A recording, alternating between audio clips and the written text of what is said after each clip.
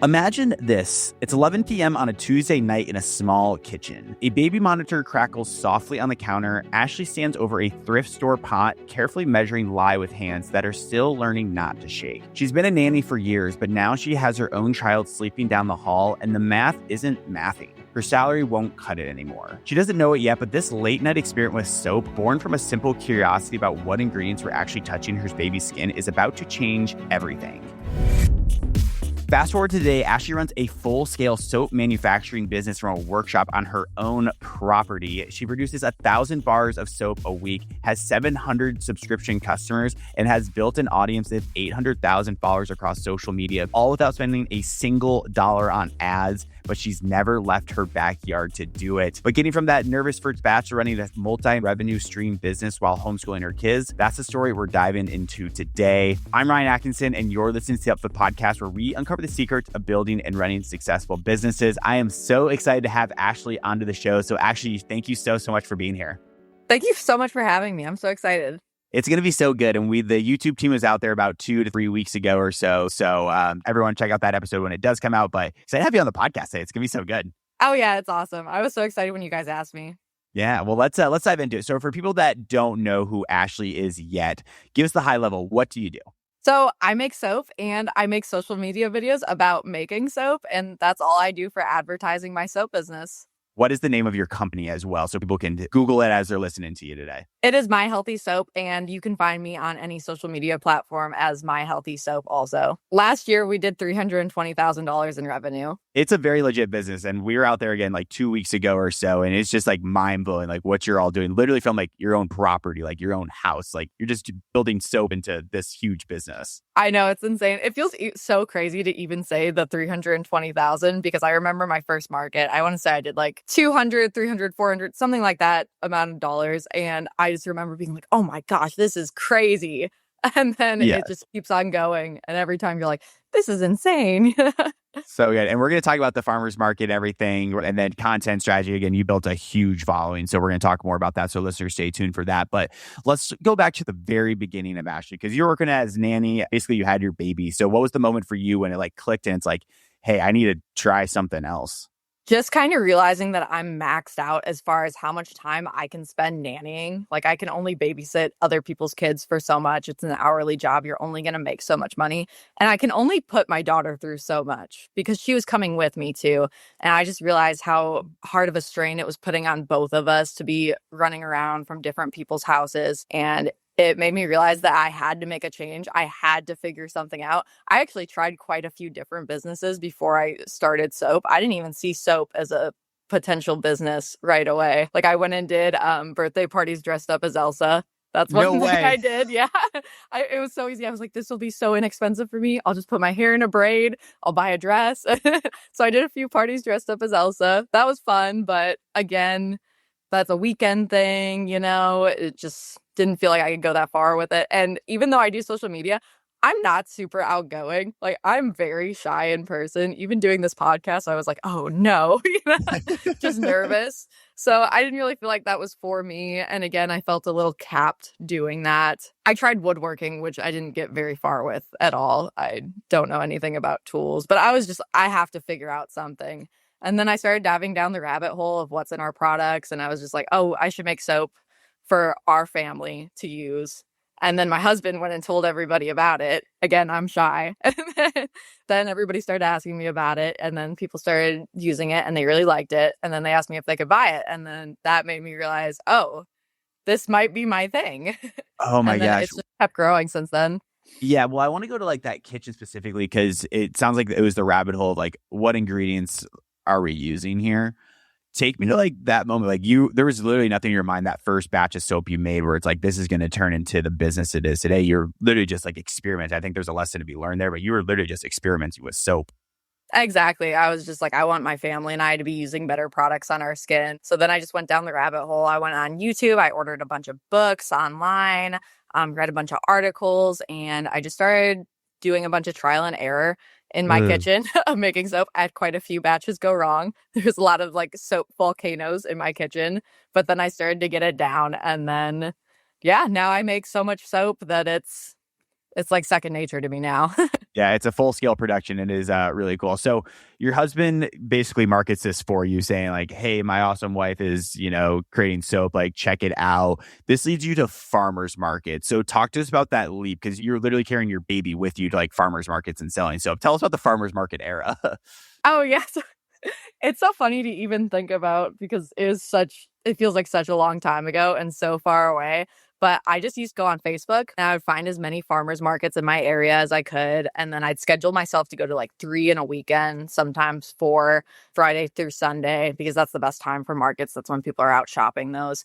And I literally just brought my baby with me. I filled up my car with soap. I put a folding table in there, a canopy. I even brought one of those playpens, the ones that you set up like a fence. I would set that up behind my table with a bunch of toys and blankets.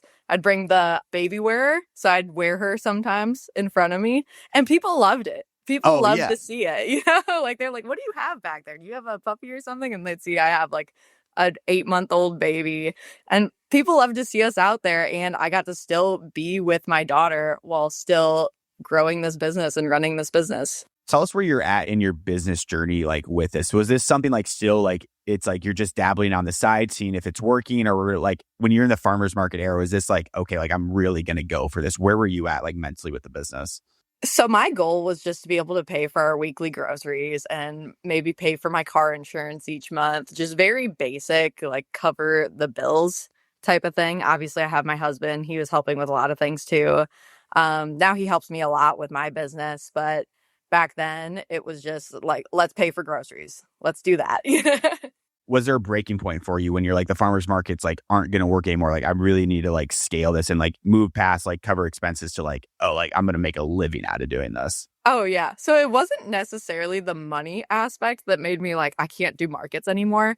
It was more that my daughter was reaching about the age of a little over a year old. So she was walking and she was just wanting to like run off while she was with me. So it got really tough to stand there and talk to people and then also be like, come back. Like I'm still chasing a baby around. So the markets also started to feel like a constraint. It was getting harder and harder to bring her with me. And again, my number one goal from the beginning is I want to be a stay-at-home mom. I want to be with my kid. So it felt tougher to be bringing my kid to the markets and to still be successful at being able to talk to people because that's the big thing at markets. So then I started hitting social media really hard. And as soon as I had my first viral video, I was like, this is it. This is it for me. We're going to talk about social media here in a moment. I just have one more question here. Was your like family and like friends like, oh, you're selling soap? Like, is that actually like a business, or like what was like feedback you got from like your family? Then we are going to hit on social media because that's a key part. Yeah, so I had both. I had a lot of people who did not take me seriously, but then I had a lot of people who were so supportive of me from the beginning, like first people to come up and be like, "Can I buy something from you?" and to really help build up my confidence that I could make this something. But I definitely had a lot of people that were like, "Oh, you sell soap?" Like tons of people sell soap. Okay, like, "Oh, maybe you make like $100 a week or whatever." Just didn't take it seriously. Are you working a 9 to 5 but dream of entrepreneurial freedom? Look no further than the Upflip Academy, the #1 entrepreneurial platform with 20 plus step-by-step courses taught by active business owners, live workshops, hands-on skill training, a business idea database, and a thriving entrepreneur community to keep you accountable. Click the link in the description below to join the Upflip Academy today and make this the year you stopped dreaming and started building your business without guesswork. I feel like confidence is like one of the biggest things in entrepreneurship. Like you really need to have it. And if you don't have it, like you kind of got to fake it till you have the confidence. So how important was that for you early on? You are definitely faking it until you making it. Make it. I still feel like I'm faking it till I make it. Because Same. again, being on this podcast or even when you guys came out here to do the interview, the whole time before I was like, I'm going to throw up. Like, I'm so nervous. I'm so scared to be on this podcast or to do this YouTube video. And that's part of being in business though. Like you are going to be uncomfortable way more than other people just because you're constantly having to do something new and you're constantly having to put yourself out there, especially in different ways because the business is going to constantly be changing. So you have to constantly change too. So you're just going to be uncomfortable all the time. And that's something that you have to accept as an entrepreneur. But the amount of growth you experience is insane. Like I've grown so much as a person. If you knew me 6 years ago, you'd be like, no way she's talking on a podcast. Like, Oh, that's I always say like entrepreneurs, like you really get punched in the face more times than you don't get punched in the face. You yes. just have to be able to like absorb it and like honestly pick yourself up when like it seems bleak, it seems gray. Like you just have to like sometimes I was thinking about this the other day. Sometimes the only way through like hard times in entrepreneurship is like go through it. Like you just have to put one foot in front of the other. You get punched in the face so many times and doesn't even matter the industry. Like that just happens all the time. You're just getting punched in the face consistently. Exactly. If you're someone who has the ability to just keep getting back up, then you're going to be fine because you're just going to continue to learn and continue to grow. And you really work through whatever problem comes up. Like when you first start a business, the problems are smaller, but they feel bigger. And then you keep growing and the problems get bigger, but you become better at handling it. So it really is just a journey. It is a journey. Let's go to the social media part because that's an important part of your journey. So take us to that first viral video. One, what was like the video? Then like tell us about the mindset shift that was like, okay, I'm going to go into social media. So viral video, what was it? And what was the shift mentally that happened? So my first video that it went viral on TikTok, which I feel like is the case for a lot of people. TikTok tends to push like smaller accounts a lot better than the other platforms. But I had my first video go viral. And now that I look back at it, I'm like, oh, that video is so cringy. But back then it did well. And I was basically just talking about kind of my story of how I started making soap in my kitchen because I wanted better products for my family. And that's all I really talked about in the video. It's just a short 30, 45-second video. I just remember it being so crazy hearing my phone go off over and over again with orders. I had an Etsy shop at the time. So it's just, you hear the cha-ching, cha-ching, cha-ching, and your brain's just like, oh my gosh, what is going on? Whoa. And I had my Etsy shop sell out. And I just remember being like, this is it. Like I made more money than I ever have at any market. And I'm just at home. Wow. And I posted a 45-second video. So that's where I realized I have way more leverage on social media than I do going anywhere to sell my products. How much like revenue did you make, if you can recall, like from that one TikTok video? I am not sure off the top of my head. Honestly, I have no idea. I have no idea how much soap I had at the time. I was into doing markets, so I was building up my inventory, but all I remember is I sold out and I was like, whoa, this is it. Oh my gosh, that is incredible. So then what happens here? Are you like, okay, let's get away from the farmers markets? I'm going to double down on social media? Kind of talk to us what happens after that. Yeah, so I kept doing a little bit of farmers markets just on the side, but I decreased the amount I was doing. So instead of doing 3 or 4 a weekend, I would find ones that I was like, okay, I know this one is a good one. I've had success at this market before. I'll keep going there. But let me start building up my soap inventory because that's one tough thing about soap is that it does need to cure for a month. So when you sell out, you're just kind of like, well, I'm Oh out. gosh. So that's one really tough aspect of running a soap business. But overall, I just started doubling down on social media. I was like, okay, I'm going to post more videos every day. I'm going to find ways to make my videos better. And I've just ran with it ever since to this day. Because that's a great organic way to grow is like TikTok and like Instagram as well. But like TikTok will really like push the smaller videos out there. Give us like your 3 best tips for someone just getting started with TikTok that's trying to push like an online store, just generate content in general. What are your 3 best tips there? Yeah, so I think the number one thing is consistency. And again, like we talked about, like you have to be able to be punched in the face a bunch of times and get back up. You're going to have a lot of failed videos. You might have 100 failed videos before you get a video that actually starts to get traction. But putting out that content and being consistent with it is how you're going to actually grow and you're going to be able to figure out what does well. Like, for example, I've posted so many videos at this point.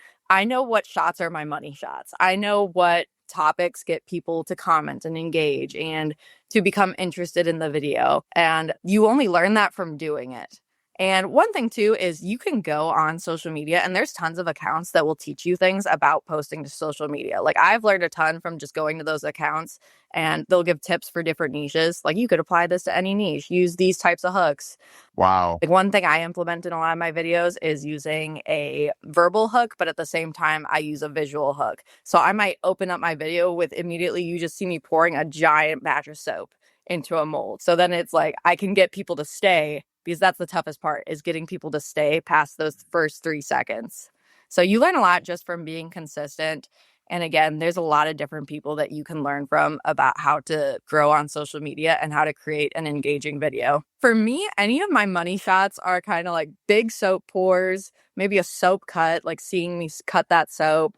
Or maybe I'm adding in like a really interesting ingredient to the soap and I'm blending it in. Just something that's a lot of movement really helps, and something that's visually stimulating. So like soap making is already a cool process on its own. So that makes it really easy to have a great hook at the beginning of the video.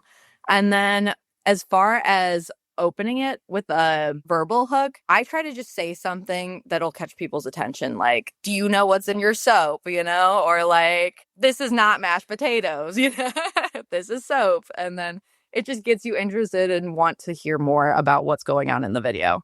And it really talks about the reps. I mean, as you said, consistency, and like you might have 100 videos that flop, but it's that 101 video that like actually goes viral and probably makes up for all the other ones here. Because we're doing ads right now for like my own agency. We're doing like founder-led ads. And like I was thinking, I was like, these really aren't that good, but like it's also like rep number one. But like I know I'm going to look back on this in a year and be like, oh, this is like absolutely awful. But it talks about the consistency and like honestly just getting your first one out there. And that's how you get the ball moving. Exactly. And that's the biggest thing is most people will try it 5 times and they'll be like, this isn't working. I'm not going to do it. But even again, I go back to there's so much you can learn from other people who have already done whatever you're trying to do. Like, for example, like I've listened to stuff about Mr. Beast talking about how he got started doing videos. And like he made like, I forgot how many it was, but he made a ton of videos until anything ever did well. So it's like, why do you think you're going to be great 5 videos in, Yeah, Mr. Beast, I think it started out like doing like video game streams or something like crazy. Like, and now look what he does. He compares like a $1 boat to like a $10 million boat. So Exactly. And by just taking action, you kind of just fall into whatever you're supposed to be doing. Like that's just what happens. If you're just continuously trying things and taking action, you're going to figure something out. And you have figured like a lot out. And I want to talk about the story about filming on your back porch because the power was out. That video also went viral. So tell us about that story. Tell us about that. Give us that one. Okay, so I was trying to make soap out in my workshop that we have on our property, which is where I was originally just making my soap. And then the power suddenly went out and I had a big batch of soap I still needed to mix. So my husband moved all of my stuff out to the back porch where we did have power, plugged everything in. And of course, just about every time I make soap, I try to film it. I try to get content of it. So of course I'm filming my soap making out there. And then I posted that video and it did so well. People love the pretty background, especially since I'm making natural soap. You see this beautiful background. You can see the barn way in the background with all the beautiful trees. So that did really well. And now I film all of my soap making out there. And now I wouldn't even fit in our workshop anymore. There's not enough space in there at this point to make soap with all the employees in there, all of our curing soaps, all of our supplies. So it's just funny how sometimes an accident can cause your business to grow more. Like you accidentally fall into something that's like, wait, this is actually great. Well, I feel like that's honestly like when I think about your story, that's like everything happens for a reason, but like you kind of accidentally fell into soap from like your origin story. Like you weren't really even like planning on it. So like, I don't know if you accidentally fell into it, but like just kind of like came up as like what it like really sounds like. And that's been a lot of lessons learned. Exactly. Yeah, it does feel like a lot of stuff's happened on accident. I definitely am someone who's really great at being consistent and really open to trying new things. I think that's a big part of my success. But also, I do feel like I am just accidentally became a soap maker. Yeah, but I know you love it. Like you talk passionate about it. Like when we were out there for the YouTube shoot, like you know so much about soap. It was like mind blowing, like how much one person can know about soap. But you talked about employees. But when it comes to social media, do you have any employees? Or are you only the one that's like creating the content, and also like editing and publishing the content?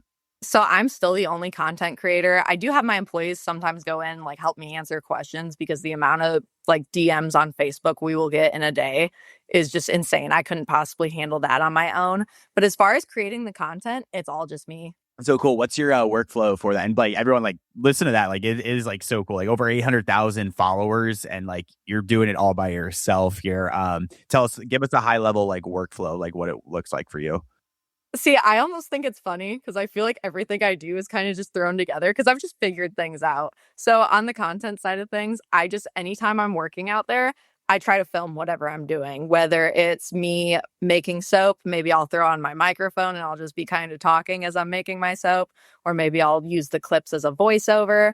I just record anything I'm doing business-wise, and then I will sit down on my computer early in the morning. I'll throw some clips together, including those like money shots at the beginning, those big soap pours and that type of thing. And then I kind of just throw a video together and I talk over it and I say whatever I'm thinking. Sometimes if I don't have a good idea of exactly what I want to talk about, I'll just go on like the different Instagram accounts that talk about how to grow on social media, and they'll give you hook ideas, and I'll be like, oh, I could kind of change this to be about soap by saying it in this way. And I get a lot of ideas from that. Sometimes I'm talking about the same things. I think that's where people struggle with. They think they need to constantly be creating completely new content all the time, when it's like, even if I posted a video 3 months about hot process soap, I have tons of new followers who have never seen that video, or followers that just never saw that video. So you're completely fine to keep talking about the same things over and over again, which is natural if you're in any type of niche anyway. So I just sit down in the morning, I throw a video together. I'll sit down at nighttime, I throw a video together. And sometimes it's the videos where I'm like, this is not that good. And then I put it out and then it does really well. So It does so well. And that has led to like a whole lot of like different orders for you, like a crazy amount of orders. Like this is a full scale operation. So let's kind of move to some of those business ops. Like walk me through a week now. I mean, if you're producing 1,000 bars of soap a week, like what does it look like? Like paint the picture for our audience, like what your operation looks like. oh, yeah. So at first, I used to struggle through it all, and I was the one completely only making soap. Now I have an employee that I am full on mentoring and teaching her how to make soap. But at this point, she handles all the weighing of the oils for me and all of the cleaning of the equipment, which those two things take the most time. Pouring the soap and mixing the ingredients together and cutting the soap really doesn't take that long. It's the cleaning of the ingredients. It's the measuring out ingredients to get them ready to make. So I have a lot of help with that now. But we can make 400 bars in a day pretty easily. Wow. Yeah. So like we only have to make soap like 2 to 3 times a week. Oh man. So what are you doing if you're not like making soap then? Mostly content. Like I just try to work on the content. That's been my goal for the past few months, is to give myself more time to make content. For example, I want to get more into doing YouTube videos and that type of thing. I just haven't had the time. But I just always think about it. I'm like, oh, I want the business to grow. I should just post more content. There you go. Simple as that. And then also talk to us about the Soap of the Month subscription. Yeah, I know you got about 700 subscribers or so. What is that concept? And like, how'd you think about that? And like, talk to us about the business model of that, because I think that's like genius for the recurring revenue. Yeah. So I, again, think this is so funny because I almost didn't do it because I was like, I don't know if that really makes sense. I was like, oh, whatever, we'll try it. And that's the biggest thing, is being willing to try new things in business. But our Soap of the Month Club, the way it works is we send out a completely different bar of soap every single month. So completely different ingredients, different base oils, different scents. All of it is completely different. So we ship that bar out to our customers, and then they also get the recipe and directions to recreate it. So if you fall in love with that soap, you can recreate it endlessly. And one thing I love about that is if you're someone who frequents like farmers markets and that type of thing, and you just like kind of hunting for things, and you try that thing that you fall in love with, and you're like, oh man, I wish I could make this. I wish I could have an endless supply of this. That's what I think is really cool about it. And it gives people who are learning soap making a chance to learn more about the ingredients, because every ingredient causes your soap to react completely differently and feel differently in the bar. So it's a great way to learn soap making. From a business standpoint, I absolutely love it, because running a business is scary and you don't know what tomorrow looks like. So it's really nice to be able to count on my subscriptions every month, and it hits at the end of the month too. So it just feels like a nice like kick at the end of the month. Again, it really gives me a lot of peace of mind as a business owner, having a big reoccurring subscription, because you get a little bit of like guaranteed income. Yeah, exactly. How much revenue does that bring in at the end of like each month then? I want to say it's at about like 10K now. That's I insane. just increased the price on it too a little bit because we needed to like ingredients go up and all of that. And also we're getting to the point where it's so big where I'm like, okay, I'm going to need to hire more people to help me with this. Exactly. Yeah. But I mean, a 10K boost a month is pretty insane. I mean, that's $120,000 a year or so. So that is really, really good stuff there. I'm curious. And you also said you accidentally like almost didn't do it. What made you do it, and how'd like the idea come? I just have ideas, and then I'm like, why not do it? Because every time I've had an idea and I go for it, even if it flops, it's like, okay, I'm on to the next thing. And then maybe the next thing hits big. Like I didn't want to do a soap making class. I didn't want to do an online soap making class. I was like, I'll just make soap. And then I had so many people asking me for it. And I'm like, fine, I'll do it. And then it's been huge. It's so good, Ashley. Looking forward as well, what's like your big goal with like all of this? And like, what do you want to do? Like, what is your end goal with My Healthy Soap? So I do want to keep growing it while still keeping it very much in the family. Again, I started this business to stay home with my daughter. So right now we're actually house hunting, which I'm super excited about. But my biggest goal is we buy a house and then I build a big workshop on the property, even bigger than what we have now, because we're starting to outgrow that already. And to be able to continue working alongside my family. Big picture, what's that big workshop like look like for you? So honestly, just more space to be able to make more soap and to add on more products. For example, we really want to add on more products. I want to add on liquid soaps, different whip soaps. There's tons of different products that we could add on to a personal care product line. But right now we're just strapped on space. So to be able to expand our product line, I think that would be huge. And again, you got to meet my ducks and my goose. Yeah. Oh, yeah. I got to know them too well. That's okay. If you've never held something like that, it's like, why are they moving? You know? Yeah. So I totally get it. But we're really into homesteading. So I want to continue doing more homesteading. I want to get bees and then be able to harvest my own honey to use in our products.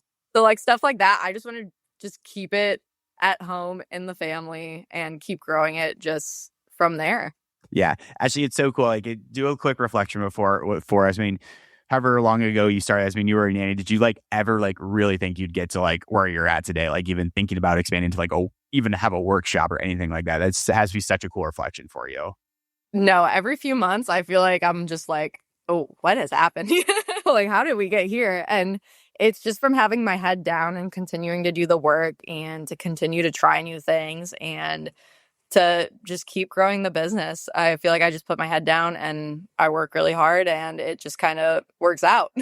Talks about the consistency, being punched in the face and taking action. So all really good stuff there. Let's head to our Fan Blitz section. These are questions submitted from our community. Listeners, you want to join in on world-class entrepreneurs like Ashley, email us at podcast@upflip.com or send me an email directly at ryan@upflip.com. But Ashley, ready for our last 5 questions here? Yes. Cool. What time do you wake up and what's the first thing you do for the business? I wake up at 5 a.m. and first thing I do is I go outside, I weigh oils, and I prepare lye solutions. So crazy. Biggest money mistake you made in the early days? When I first started the business, I hired someone to do my ads and website, and they did a terrible job. And it was the only $1,500 I had that I gave it to them. Oh, and no. They did not do a good job. And I ended up firing them. And I ended up just building my own website. And now I know how to build a website.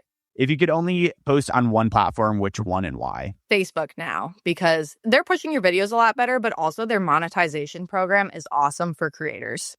That's good. What's one ingredient you'll never use in soaps, no matter how trendy it gets? Probably eggs. I just don't want to put eggs in my soap. I feel like people will get weirded out by it too. I love eggs, but... I love eggs. I'm weirded out just thinking about that. Best piece of business advice you've ever received and who gave it to you? So John Willis of Special Operations Equipment, they do nylon gear. He told me the thing about continuing to take action and that things will just happen, basically. And that's how I ran my business. I don't really know what I'm doing, but I just keep doing things and it works out. Ashley, I thank you so much for being here. Great to see you again. Thank you so much for hopping on the podcast. It sounds like, oh my gosh, I need to order this soap. I need to connect with Ashley, check out her social media. Where can they do so at? So you guys can find me on My Healthy Soap on pretty much anything. You can Google My Healthy Soap. I will come up. So you can find me there on literally anything. Everyone, that was an amazing episode with Ashley. She is just so humble and she is a joy to speak with. So 3 quick takeaways for you. Number 1, you're going to get punched in the face a ton as an entrepreneur. What matters is the ability to pick yourself up and get through it. Sometimes the only way through is through. Number 2, take action on your idea. If you guys have an idea right now that you're contemplating doing, the best bet to do is just to take action and see if it actually works. The number 3, once you do take action, consistency. That was the underlying message that Ashley gave throughout the whole episode. Is she is incredibly consistent. That's where she got to where she is today. If you guys enjoyed this episode, please give us a 5-star rating wherever you guys are listening to your podcast so we can keep getting amazing guests like Ashley onto the show. We will see you next Monday. Well, Ashley, thank you so much for your time today. Great to see you again. I appreciate you being here. You too. Thank you so much.